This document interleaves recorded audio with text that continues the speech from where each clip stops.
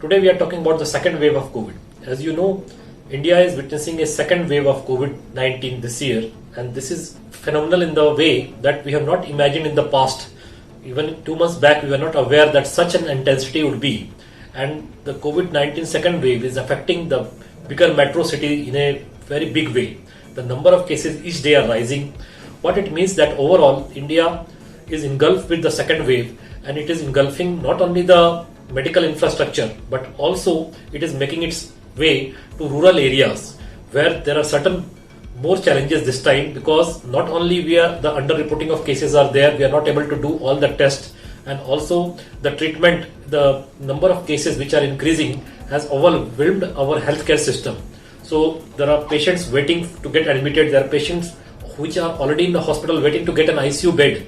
So this time really the second wave is very if not dangerous, then enormous. That is what I can tell you, because the number of cases are too high.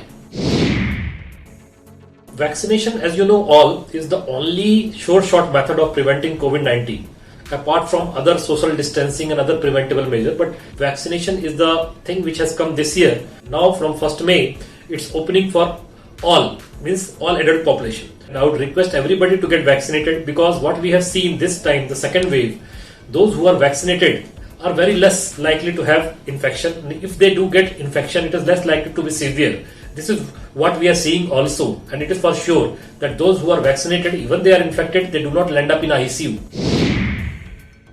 If you see India as a whole, still the cases are going on the higher side only, and it is expected to last for a few months more. Few months could be 2 to 3 months based on our past experience and also on what's happening across the globe.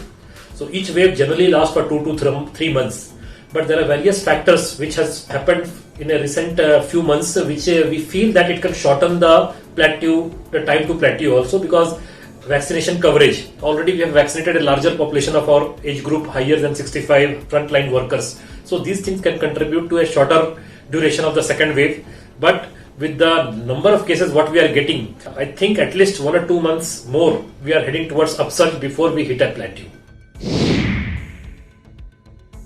It's not one strain what we are talking about. There are some new strains, be it UK variant or Brazilian variant or the African variant or indigenous Indian variant.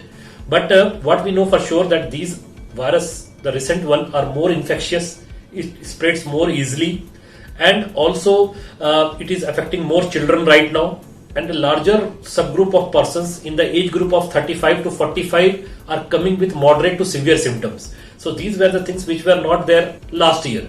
So maybe because of vaccination coverage is also the things that we have already vaccinated our elderlies. So now the younger age is coming, that might be a contributing factor. But all said and done, yes, it is more infectious. That is why in a way the cases are more. What I can tell you, there are certain new strains. Certain means it could be 100, it could be 1000 also. So it is very difficult to predict number of strains, and also even if I can count today, maybe after 2 months from now some new strains will always be there, because virus by nature will mutate. This is how they propagate. But yes, there are many strains going around of the original virus, and each has some minor differences. But overall, it is impossible to predict how many strains we are having right now.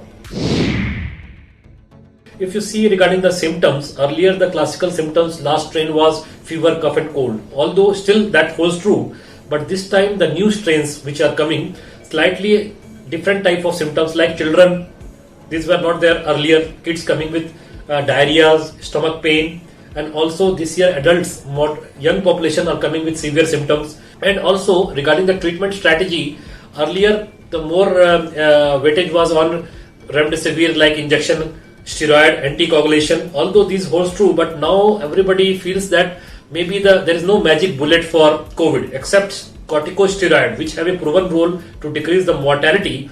All other drugs might have some role, but definitely not a major role to play. Nevertheless, standard combination of antiviral agent, which is currently remdesivir, with corticosteroid and also anticoagulations are the mainstay of treating moderate to severe disease, apart from regular critical care and IV antibiotics and other supportive care, and also in few cases immunomodulatory agent, because much has been talked about the cytokine storm.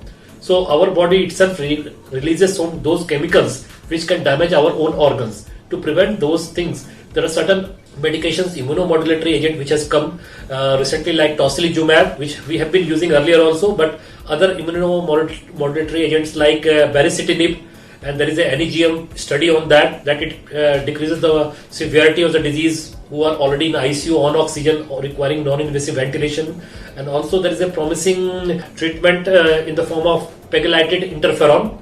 So these things are the new drugs in the pipeline, and also there is a oral antiviral drug. We hope that it gets the approval and it comes soon in the market. And also oral variant of remdesivir is also being considered and being circulated in the market soon.